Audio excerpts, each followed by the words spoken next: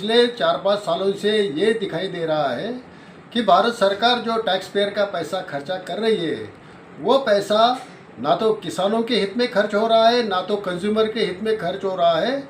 नाफेड और एनसीसीएफ के कुछ अधिकारी ऐसे ही जो एफपीओज है, फार्मर प्रोड्यूसर कंपनीज है, जो प्याज की प्रोक्योरमेंट करते हैं, और कुछ स्थानिक नेता इसका फ़ायदा उठा रहे हैं। उनके जेब में पैसा जा रहा है, किसानों का, कंज्यूमर का और देश का कोई फ़ायदा नहीं हो रहा है।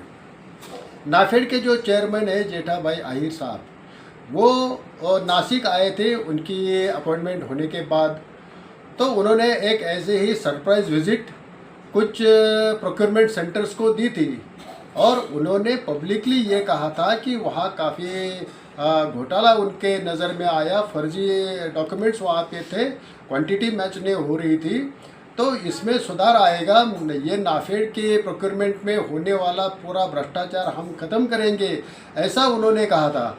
लेकिन अब 2 साल में जो हम उसकी कार्रवाई देख रहे हैं, उसमें भ्रष्टाचार तो बढ़ रहा है और किसानों को लूटा जा रहा है। जितनी क्वांटिटी वो रिकॉर्ड पे दिखाते उतनी है नहीं। जिस क्वालिटी का प्याज चाहिए, जो एफएक्यू ग्रेड का प्याज खरीदती है नाफेड, उसका पैसा देती है, लेकिन असल में स्टॉक में नॉन एफएक्यू ग्रेड का है, वो भी 50% नॉन एफएक्यू प्याज आज स्टोर करके रखा है।